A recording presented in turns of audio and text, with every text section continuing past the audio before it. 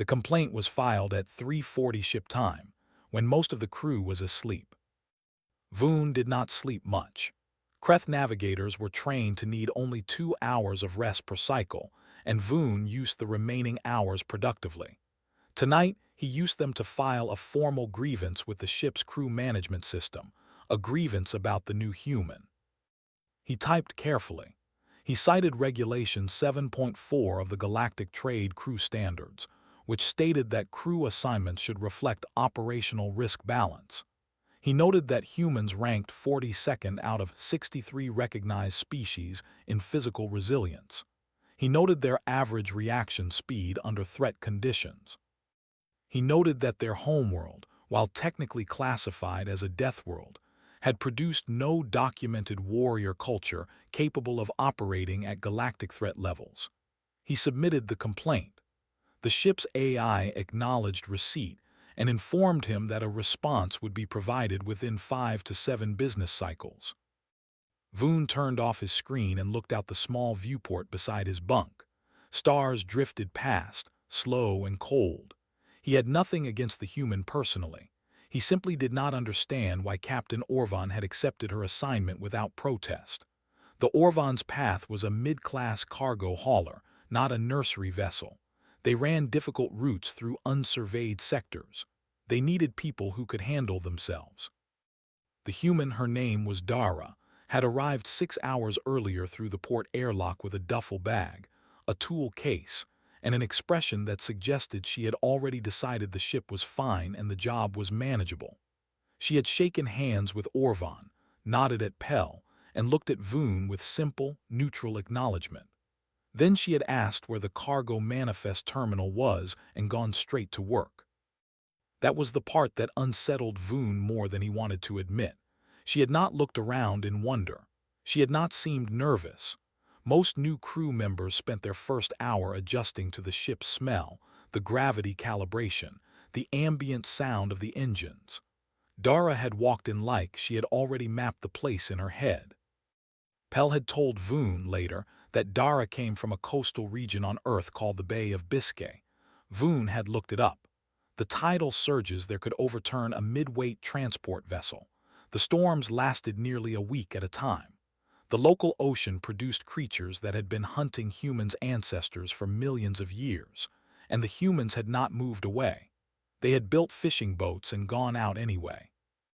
Voon did not know what to do with that information, so he filed it away and went to sleep. 3 hours later, the cargo hold sent an alert.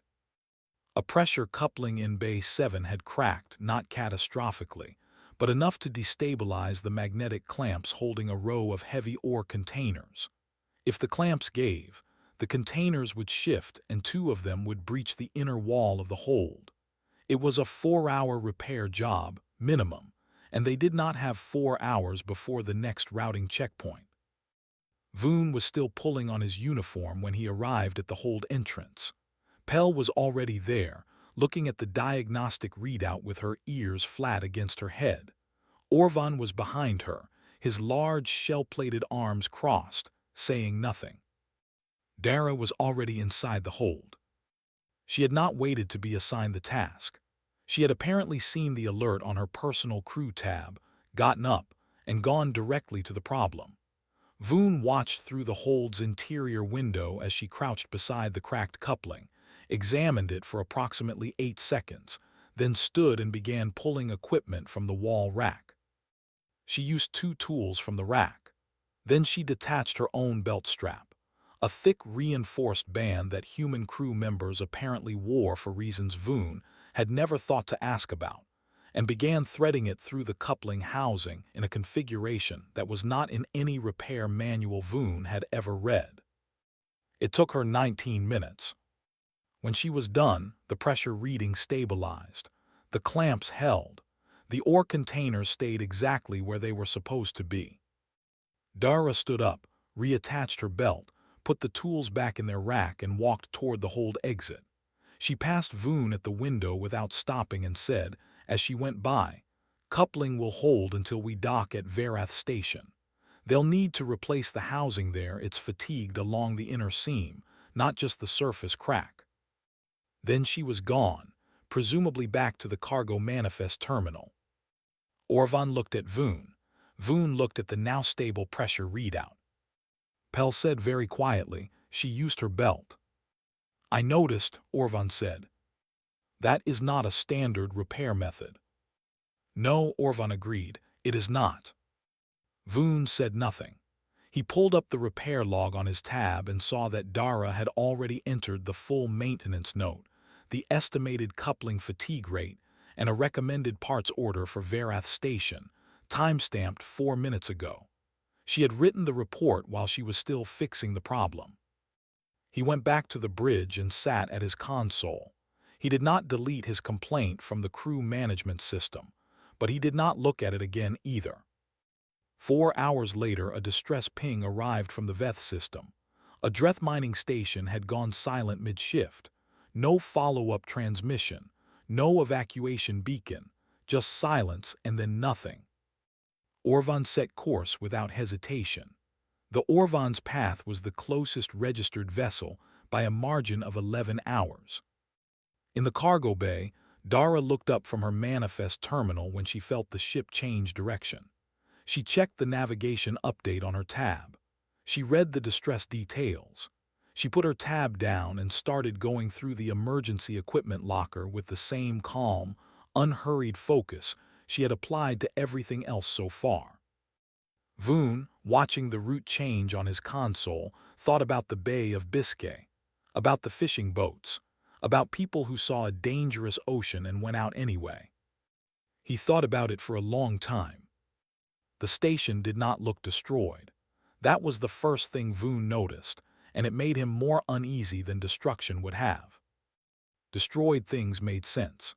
Destroyed things had a clear cause, a hull breach, an explosion, a fire that had burned itself out and left evidence behind. Kalnareth Station looked like someone had simply turned all the lights off and left. The structure was intact. The docking ring was undamaged. The external antenna array was still transmitting its routine location beacon, which was why the distress ping had been so difficult to classify. The station was not calling for help. The station was simply not saying anything at all. Orvan brought the Orvan's path in slow and careful. Nobody spoke during the final approach. The docking connection engaged with a low mechanical clunk. Atmosphere readings confirmed the station interior was pressurized and breathable. That was something, at least. Voon ran a full scan before Orvan even suggested opening the airlock. "Life signs," Pell said, reading from the scanner. Her voice was steady, but her ears were pressed flat. "Scattered. 18 confirmed. They are concentrated in the lower shaft levels, very deep inside the station." 40 workers were assigned here, Orvan said. Nobody said what that meant. They all understood it. Darra had already changed into her work gear, reinforced cargo suit, magnetic boots, gloves with grip plating on the palms. She was checking a handheld scanner she had pulled from the emergency locker, calibrating it with quick, practiced movements. Voon noticed she had also taken a length of heavy cable from the equipment rack and looped it across her shoulder without explanation. "We should wait for a military response vessel," Voon said. "We have no combat training. We are a cargo crew." "Closest military vessel is 14 hours out," Orvan replied. 18 life signs, 14 hours. Voon knew the math. He did not like it, but he knew it. They moved into the station in a group. Orvan in front, Pell behind him, Voon after Pell, Darra at the rear. Their helmet lights made hard white tunnels in the dark. The corridor walls were standard station alloy gray panels, cable housings, equipment lockers, but every 10 meters or so, something was wrong. A locker door bent outward from the inside. A section of wall paneling torn free and left on the floor. Scratches in the metal, deep ones in clusters of 4 or 5 parallel lines. Pell crouched beside a set of scratches and held her light close. "These are fresh," she said. "The metal is still bright at the cuts. No oxidation." "What made them?" Voon asked, and immediately regretted asking. Pell did not answer right away. She pulled up the station's registered geological survey on her tab and scrolled through it. Then she stopped scrolling. Her ears went completely flat. "Veth crawlers," she said. "The survey notes a deep-bore drill breach in Shaft D, logged 3 days ago. The drill hit a porous cavity system inside the asteroid. The crawlers live in those cavities." Voon knew what Veth crawlers were. Everyone in the Outer Ring knew what Veth crawlers were. They were listed in the Galactic Threat Index at Class 7, the same classification as deep space apex fauna. They hunted in packs. They used the environment against their prey, cutting off exits, driving targets into enclosed spaces. They had no natural predators because nothing that had ever tried to become one had survived long enough to pass the trait on. "How many?" Orvan said. It was not quite a question. Pell looked at the scratch patterns on the walls, doing a silent count. Based on track distribution, 9, perhaps 10. There was a pause in the group's movement. A real pause, the kind that happened when people were trying to decide something they did not want to say out loud. Darra said, "Do any of the survivors have communication devices?" Pell checked. One signal, faint, coming from Shaft C level 7. "That's the deepest operational level," Orvan said. "They went as far down as they could." "Smart," Darra said. "Crawlers prefer horizontal hunting grounds. Going vertical would slow them." She looked at the map on her own scanner, tracing the route to Shaft C. "There are 2 approaches. The main corridor is direct but open too much space. The crawlers could use it against us. The secondary maintenance tunnel runs parallel, narrower, single file, harder for a pack to coordinate." Voon looked at her. "You read about Veth crawlers before we docked." "I read about everything before we docked," Darra said simply. "The station geological survey was in the distress file. The crawler habitat range was in the survey footnotes." She had read the footnotes of a geological survey during an 11-hour approach, identified a potential threat, and researched it. Voon tried to remember if he had done anything similar. He had not. He had been running navigation checks and trying not to think about how quiet the station looked. A sound reached them then, distant, low, rhythmic. A scraping drag somewhere behind the walls, moving parallel to them, roughly matching their pace. Everyone stopped. The sound continued for 3 seconds, then went silent. "They know we're here," Pell whispered. Darra was already looking at the wall where the sound had come from, her scanner raised. She was not whispering. She spoke at a normal level volume. "They're testing, checking how we react to noise." She lowered the scanner. "Don't stop moving. Stopping tells them we're afraid." Voon's legs wanted very badly to stop moving. He made them keep going. Darra fell to the back of the group again. Voon glanced back once and saw her reach into her kit and take out a short flare, the cable still looped across her shoulder. She held the flare loosely at her side, unlit, and kept walking. She did not look afraid. She looked like someone doing a job they had done before, in some form or another, somewhere a long time ago. Like the ocean had taught her something the rest of the galaxy had not learned yet. The scraping in the walls came back, closer this time. Darra said very quietly, "Keep going. I'll be right behind you." Nobody asked what she meant by that. Somehow, nobody needed to. Darra did not go with the group into the maintenance tunnel. She let them get 30 meters ahead, then she turned around and went the other way. She did not tell them because telling them would have meant a conversation, and a conversation would have meant time, and time was the one thing the 18 people in Shaft C did not have a lot of. She sent a short message to Pell's tab. "Taking the main corridor. Keep going to the survivors. Don't stop." Then she put her tab in her chest pocket, lit the flare, and walked toward the sound in the walls. The main corridor of Kalnarath was wide enough for 4 people to walk side by side. The ceiling was high, designed for heavy equipment transport.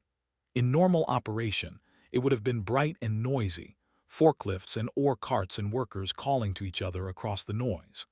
Now it was dark except for Darra's flare and the faint amber emergency strips at floor level, and it was so quiet she could hear the ventilation system breathing. She held the flare out to her left, away from her body. Light draws attention. She wanted the attention somewhere other than her center mass. The first crawler came from above. It dropped from a gap in the ceiling panels. A thing the size of a large dog but low and flat, 6 limbs spread wide, 2 antennae sweeping forward as it landed. It was fast. It hit the floor and was moving toward her before she had fully registered its position. Darra threw the flare. Not at the crawler. Past it, further down the corridor. The flare skittered and bounced on the metal floor, throwing wild orange light in all directions. The crawler stopped. Its antennae swung toward the new light source, confused by the sudden change in input. Darra was already moving. She went wide around the crawler's right side, staying in the crawler's peripheral blind spot.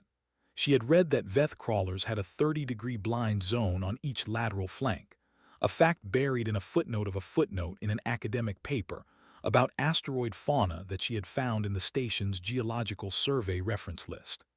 She pressed herself against the wall and moved fast and low while the crawler was still processing the flare.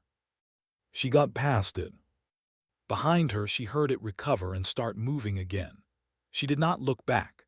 She rounded a corner, pulled the cable from her shoulder, and found what she had been looking for, a heavy equipment door, manual crank, solid alloy.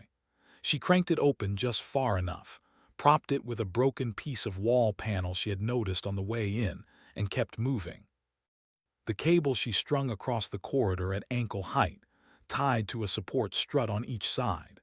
Then she found a second piece of debris, a loose ventilation cover, metal, about the size of a serving tray, and set it balanced against the wall above where the cable crossed, angled so that anything hitting the cable would knock it down. She moved 20 meters further along and waited. The crawler came around the corner. It was following her heat signature. She had read that too. She had also read that their heat-tracking ability worked best at medium range and degraded sharply at close quarters, because they used it primarily to track prey that was running. Prey that was standing still gave a more diffuse reading. So she stood very still. The crawler moved toward the cable. It hit the cable. The ventilation cover fell with an enormous metallic crash that echoed off every wall in the corridor. The crawler reversed direction instantly, threat response. Loud noise meant danger, and hit the wall panel propping the equipment door open. The door swung shut. The crawler was on the other side of it. Darra cranked the door sealed from her side. Done. Her comms crackled. Voon's voice, tight and controlled. We can see you on the station cameras. 2 cameras are still working in the main corridor. She had not known that. It did not change anything. Good, she said. I've contained one. There are more in the ceiling gaps. Tell me if you see movement behind me that I'm missing. A pause, then Voon said, there is one above you, 11 meters ahead. Junction panel on the right side. Thank you. She adjusted her angle and kept moving. Over the next 40 minutes, Voon became something she had not expected. Useful. He watched the cameras and called positions in a steady, precise voice, the same tone she imagined he used for navigation coordinates. No panic, just data. She used the data the way she used everything, as raw material for a plan that changed shape every few minutes as new information came in. She drove 3 more crawlers into sealed sections using the same basic method: noise, misdirection, environmental barriers. 2 more she pushed toward each other deliberately, letting them register each other as threats in a confined space. They fought. She sealed the section and moved on. One cornered her in a narrowing maintenance alcove. This one did not follow the pattern. It was faster, and it had not come from above. It had been waiting, motionless in the dark. It lunged without any of the usual testing behavior.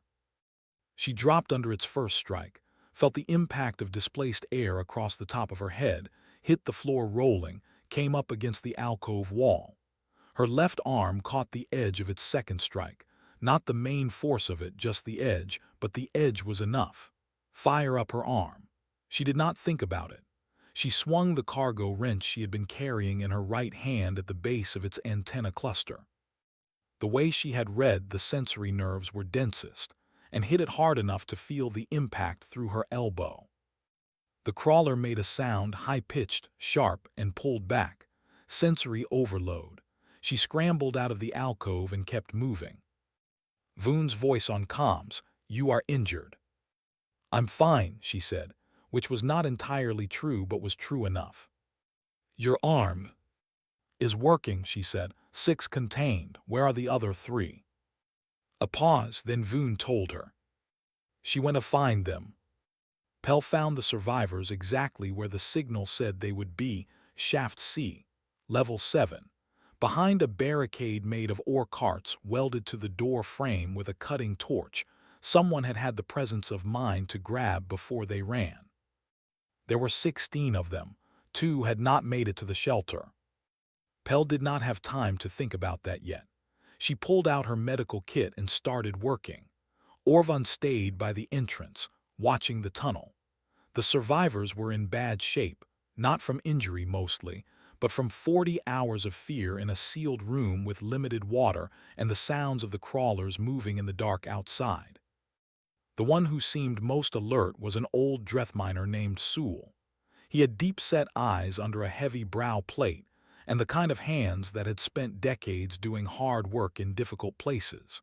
He watched Pell work for a few minutes, then asked who had come with the ship.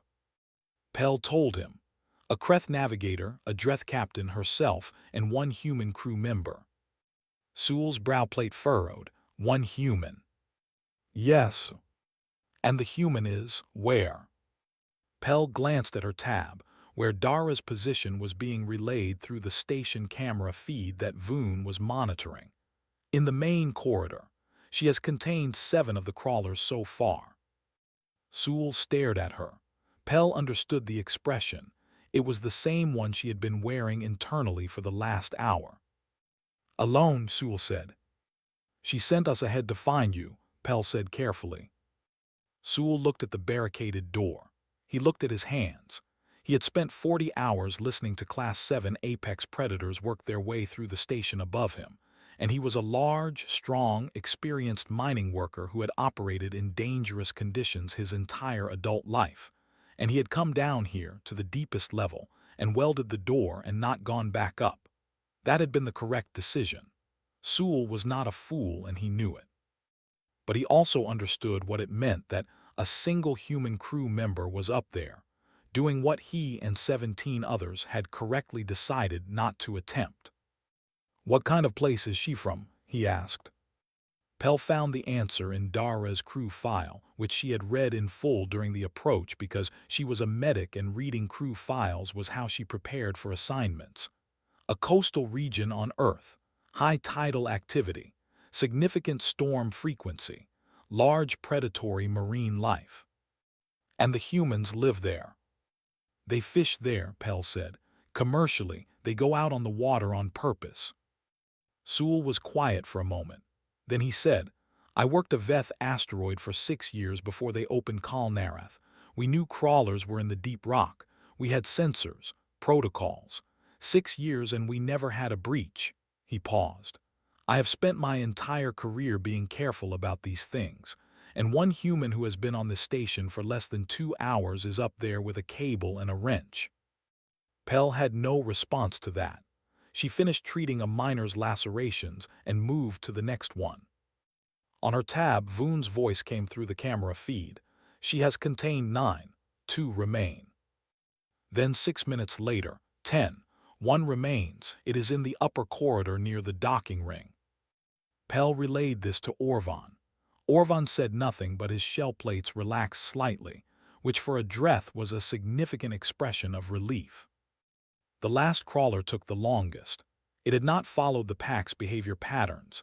It had separated from the group early and gone vertical, up into the ceiling infrastructure, where the cameras had intermittent coverage.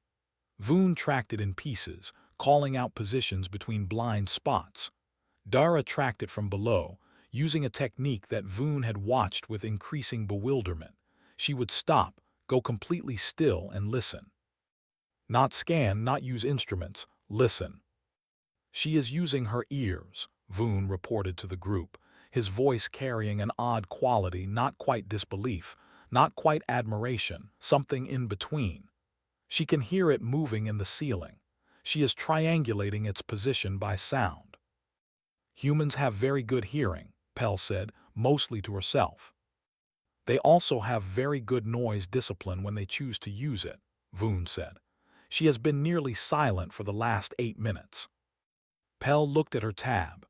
The camera showed Darra standing motionless in the upper corridor, head tilted slightly, waiting. The image was grainy and dim, but the posture was unmistakable, the posture of something that was itself a predator, doing what predators do. The last crawler came down from a ceiling junction, and Darra was already moving when it landed. She had known where it was going to come out. She drove it directly into the sealed docking ring antechamber and locked the outer door behind it. Clean and done. Her comms came on. All 10 contained. Station is clear. Send someone to Shaft C with a med kit. I saw a secondary signal when I came through level 4. One of the survivors might have tried to move on their own. Check the side room off the main junction. Orvan immediately sent Pell back up with the remaining kit. Pell found the missing miner in the side room exactly where Darra had said, a young worker who had gotten separated and hidden in an equipment closet, too scared to signal. She was dehydrated and had a fractured wrist from a fall in the dark, but she was alive. 16 survivors had become 17. Pell brought everyone up in groups. Darra was sitting on a cargo crate near the main corridor junction when they emerged, working her way through a ration bar with her uninjured hand. Her left arm had a field dressing on it. She had wrapped it herself, tight and efficient, while keeping the arm functional. She looked at the survivors as they came out, counting heads, and when the last one cleared the corridor she gave a small nod to herself, like completing a checklist item. Sewell stopped in front of her. He looked at her for a long moment in the way he had been looking at his own hands earlier, like he was trying to understand something that did not fit into the categories he had built over a lifetime. You went toward them, he said. Darra looked up. Someone had to. We were 40 workers, experienced, we. You kept 17 people alive in a sealed room for 40 hours, Darra said. That's not nothing. That's actually the harder job. Sewell stared at her. Pell, nearby, thought that was possibly the most generous and most completely honest thing she had ever heard said in a crisis situation. Sewell did not have a response. He just nodded slowly and kept walking. Darra finished her ration bar and stood up. What's the transport timeline? She asked Orvan. 6 hours, Orvan said. Good. She picked up her scanner. I'll start logging the crawler containment points so the response team knows what they're dealing with when they arrive. She paused. Also, someone needs to seal the bore drill breach in Shaft D before they release the crawlers back into the cavity system. Otherwise, this happens again. She walked back into the dark corridor, scanner out, already working. Orvan watched her go. After a moment, he said to no one in particular, I am going to update her crew file. Voon, who had come down from the ship to help with the survivors, said nothing. But he had already opened his own tab, and he was reading, for the second time, the Galactic database entry on humans. His expression was difficult to name. It was the expression of someone who had believed something firmly for a very long time and had just discovered it was wrong in a way that changed everything downstream of it. He closed the entry. He did not feel like reading it again. The transport arrived in 5 hours and 40 minutes, which was 20 minutes ahead of schedule because the dispatcher had seen Orvan's incident report and decided this particular pickup did not need to wait. Survivors boarded. The response team came aboard Kalnareth with full gear and Darra's containment map, which she had formatted for them in the standard response team protocol style without being asked. The team leader, a heavily built Dreth with military plating on his shoulders, looked at the map, looked at Darra, and looked at the map again. You did this with a cable and a flare, he said. It was not a question. And a wrench, Darra said. The team leader looked at her arm.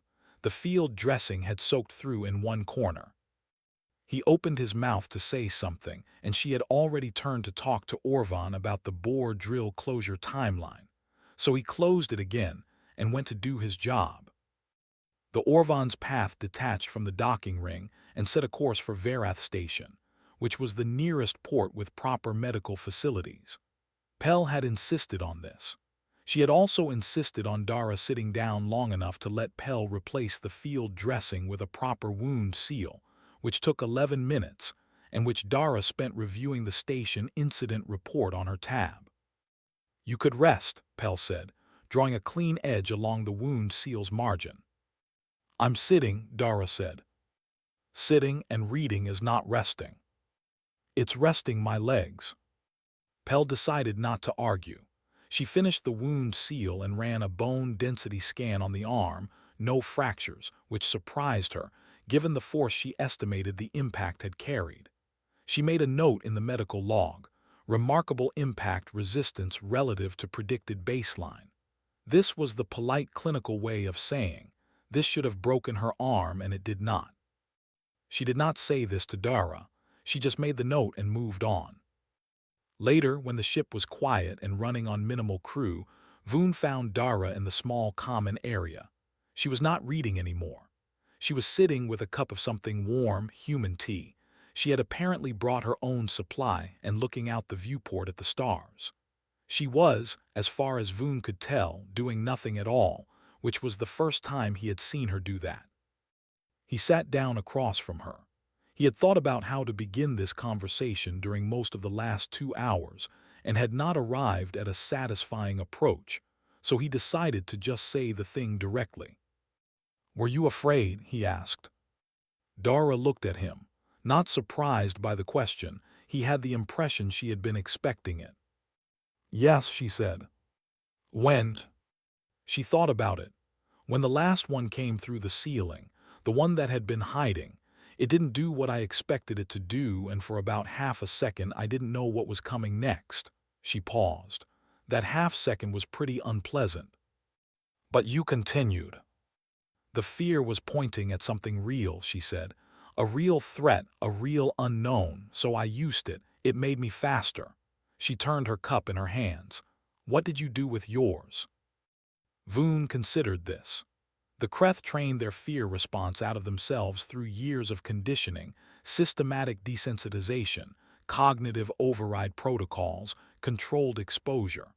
The goal was a clean mind under pressure, uncontaminated by emotion. It had always seemed like the obviously correct approach. "We eliminate it," he said. "Fear clouds judgment." "Or it sharpens it," Darra said. "Depends what you do with it." Voon did not have an immediate response to this. He looked at the stars outside the viewport and thought, not for the first time, about the Bay of Biscay, about what it meant to be from a place that the galaxy would classify as a death world and treat it as simply home. "The Galactic database entry on humans," he said. "I have read it twice now." "I haven't," Darra said. "It classifies your species as non-combatant, soft-bodied, limited threat response, recommends avoiding high-danger assignments."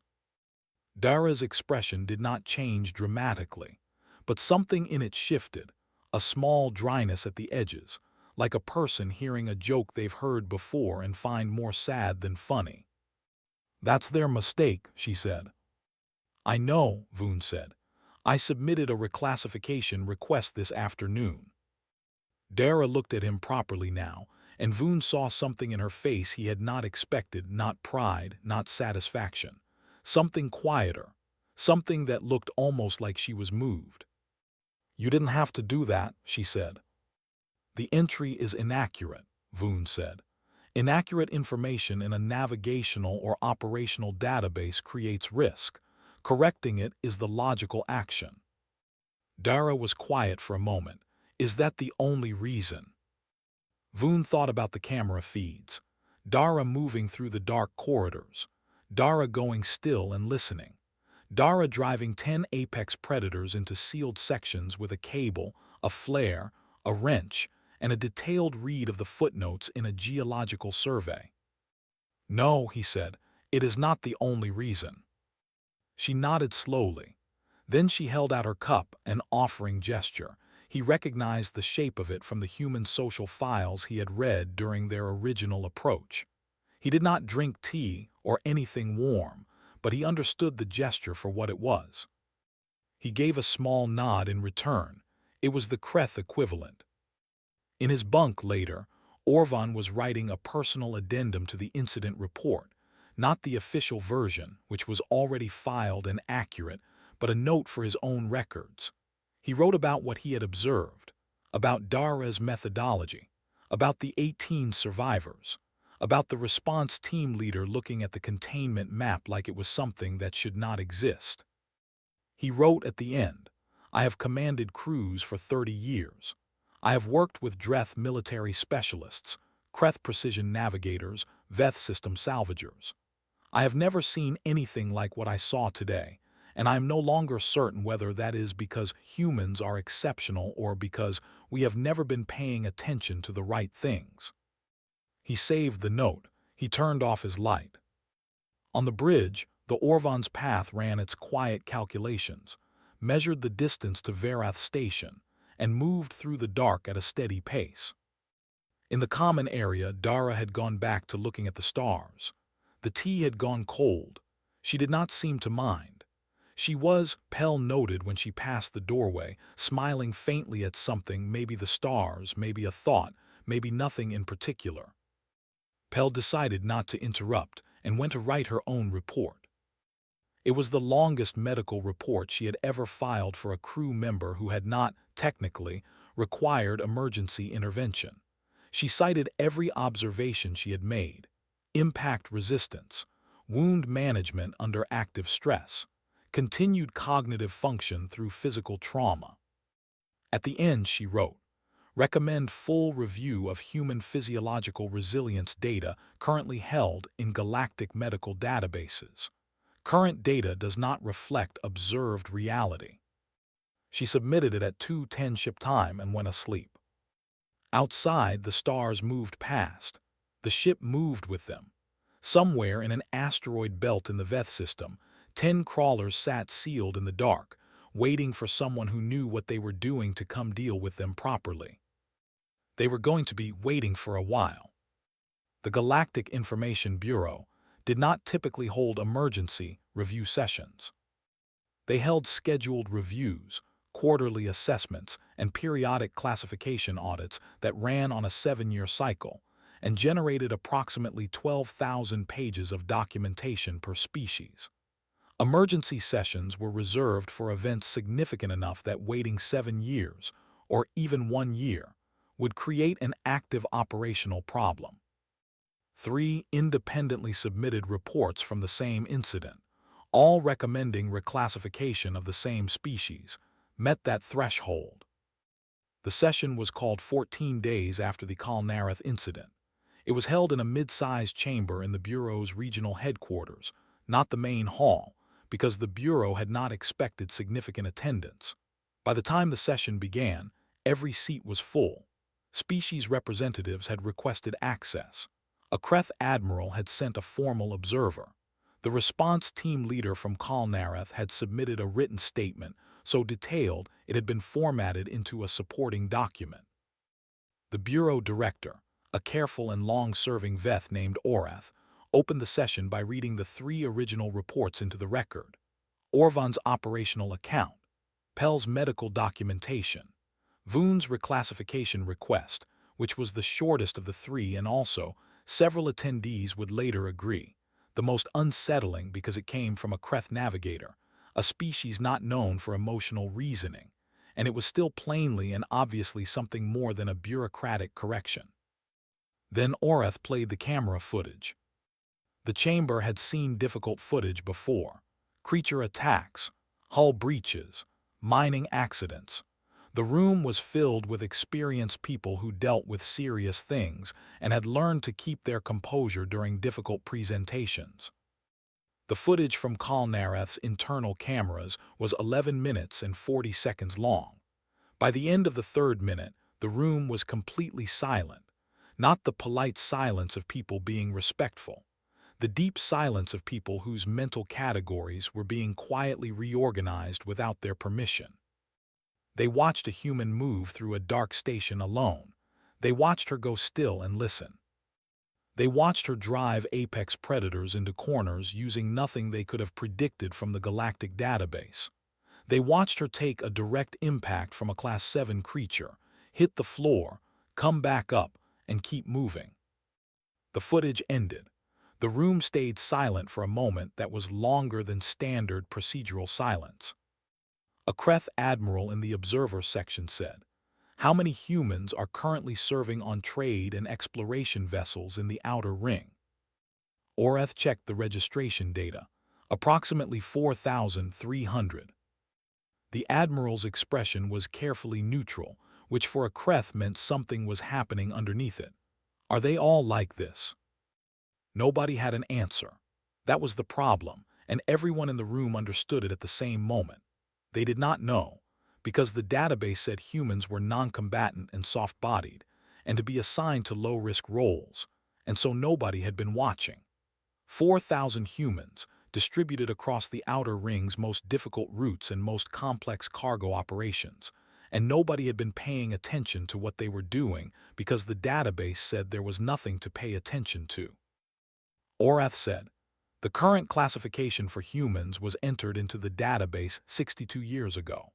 The source material was a single field survey of 3 humans from an inland agricultural region of Earth. The surveying team noted limited threat response and low physical aggression and classified the species accordingly." A very long silence followed this statement. A Dreth representative said slowly, "They surveyed farmers." "Inland farmers," Orath confirmed, "from a region with no significant predator pressure and no coastal exposure." The Dreth representative looked at the now dark projection screen. She looked at the bureau director. She said, "There is a human crew member currently serving on my species' primary diplomatic transport vessel." Orath waited. The Dreth representative said, "I would like to revise my assessment of the risk profile of that arrangement." Several other representatives began talking at once. Orath let it run for 30 seconds, then called for order. "The purpose of this session is not to determine whether humans are dangerous. The camera footage is clear on that question. The purpose of this session is to determine the correct classification going forward and to identify what operational changes, if any, are required." What followed was 3 hours of careful, occasionally heated discussion. The debate was not about whether to reclassify. That part was settled by minute 4, when a representative moved to strike the current entry, and the motion carried without a single objection. The debate was about what to write instead. They could not use warrior species language. Humans had no galactic military history and no territorial aggression record. They could not use apex predator language.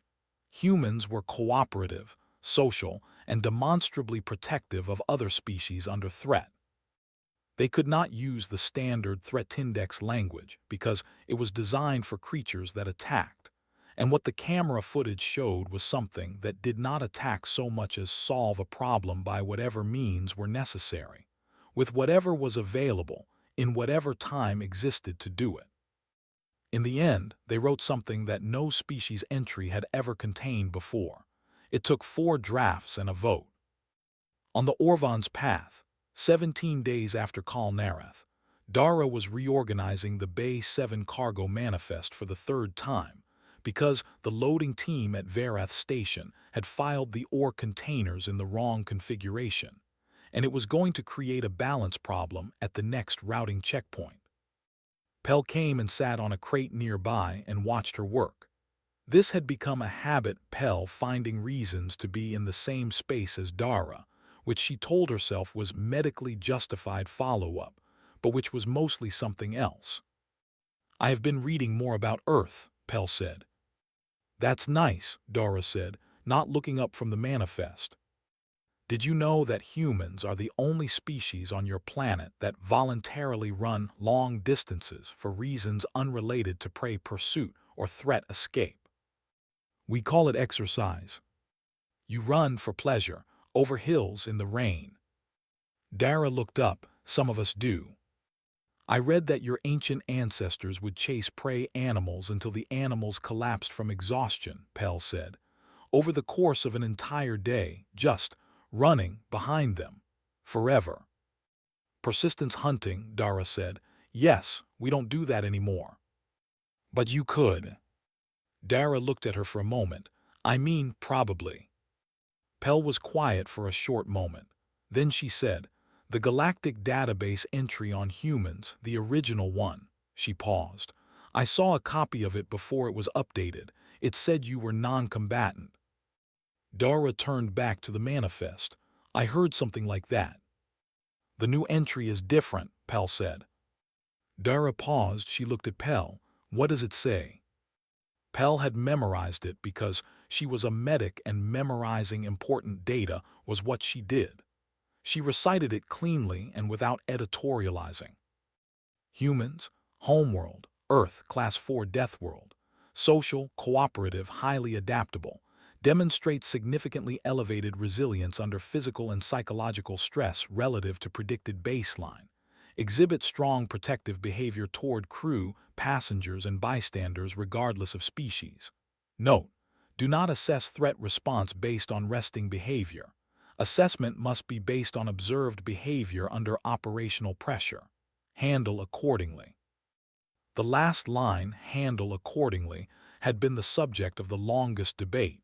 Nobody could agree on what it meant precisely. In the end, they had kept it because it was honest. They did not know what it meant precisely either. Darra listened to the full entry. Her expression went through several things: surprise, something dry, something quieter under that. Handle accordingly, she said. Yes, said Pell. Darra was quiet for a moment. Then she laughed, a real laugh, short and genuine. She shook her head. Well, she said, that's a start. She went back to the cargo manifest. Pell sat on the crate and watched the stars outside the viewport. Somewhere in a bureau archive, a record had been corrected. It was only one record. There were others. Some of them would take longer. But this one was done.